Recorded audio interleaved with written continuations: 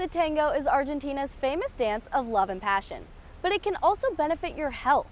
New tango therapy programs originated here are now expanding across the globe. Right behind me, here in Bellefonte, protesters are making their voices heard. As they say, just last week, a working man of the community was detained by ICE in front of the Center County Courthouse. Before social media, signing t-shirts was the best way to remember those you met during the hours-a-thon. However, what no one could have predicted is what one message would mean over a decade after it was written. While a handful of players are looking ahead to the NFL, today is about the legacy they left right here at Penn State. They were throwing out soccer balls for the FIFA World Cup as games are going to be played in Philly, and throwing out t-shirts from a cannon for the NBA All-Star game that's going to take place. It's been a crazy morning, but fans are just now getting started for what's to come. For generations, gauchos have lived and worked on Argentina's vast plains. Today's ranchers look to keep those same traditions alive. Here at Allen Street Gates, dozens have gathered for International Women's Day. They are here rallying for equal pay, working rights, and child care health insurance. They say today is more than just awareness, it's about action. In this historically Catholic country, there are big shifts in faith and religion. President Javier Milei has been supportive of the Jewish community both here and abroad. Ryan Lowy reports. Good afternoon, I'm Bronwyn Liber. And I'm Owen Camaros. Thanks for joining us for the Center County Report. March Madness is underway, which means more than basketball. It means Penn State's Berkey Creamery's annual Flavor Madness tournament is back.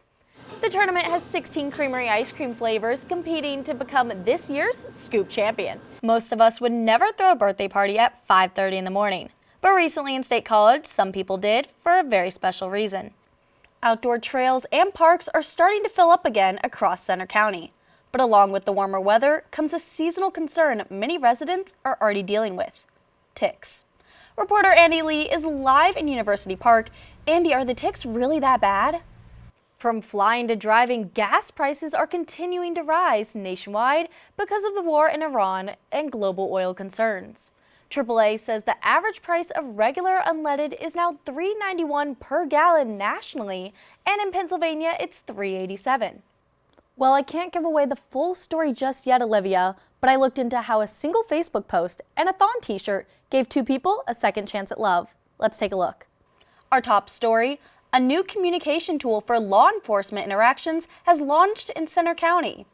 The goal is to help make police traffic stops safer for drivers with autism and other conditions.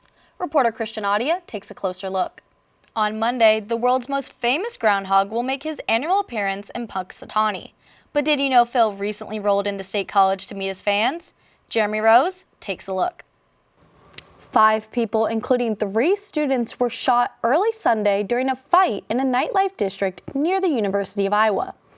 The Iowa City Police Department says officers responded to reports of a large disturbance downtown when gunfire broke out.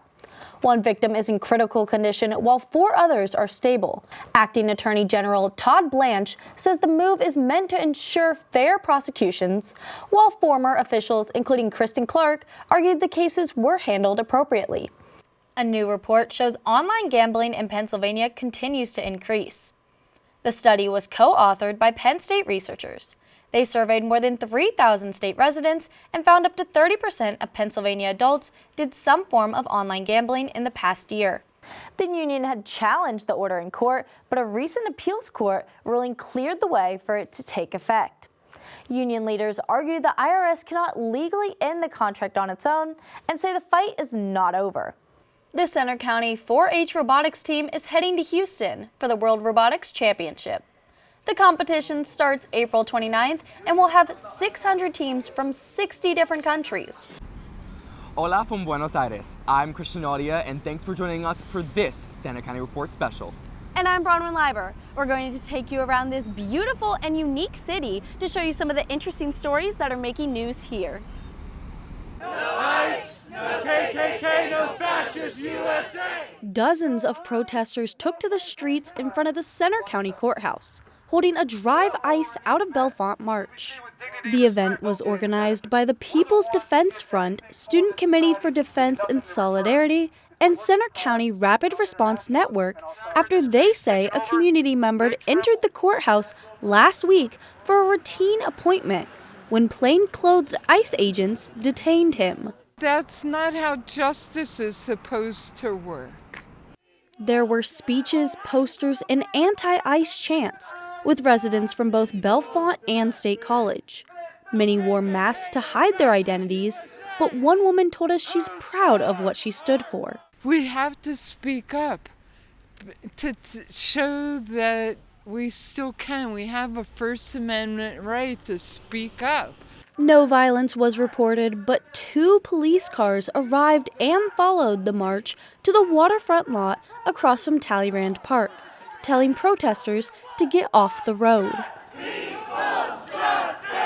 Protesters also spoke out about other immigration enforcement activity in Centre County over the past year, including an incident last summer when 24 construction workers on their way to a job site in State College were taken into custody by federal agents.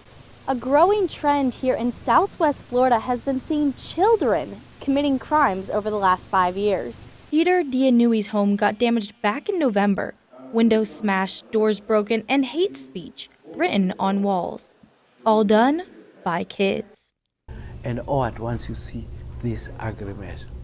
I nearly collapsed. I'm telling you. And then you are scared. Who are they still here? Have they just done it? Peter's home was fixed up with the help from the community, with a cleanup crew they called Cleaning Up Hate. Say no to hate. However, while his home is repaired, Cape Coral police say the problem related to teen crimes continues to rise. There definitely appears to be some sort of increase in teen crimes, and that could just be a representative of a growing population with children, or it could be something different. But the numbers paint the picture of what is happening. The Florida Department of Juvenile Justice shows in Southwest Florida alone has nearly a 1,000-person increase in juvenile arrests per year over the last 5 years, along with a study by CBS that there has been a 65% increase in Florida adolescent handgun carrying in the past 20 years. They're getting them from home. They're getting them because there's a gun in the house. Mom and dad have not been responsible enough to lock the guns up as they should.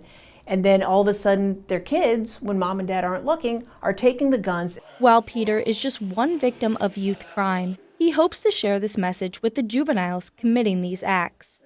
I hope I get that moment when I can just sit down with them and tell them, I forgive you. That's important. Move on. Please don't do it again.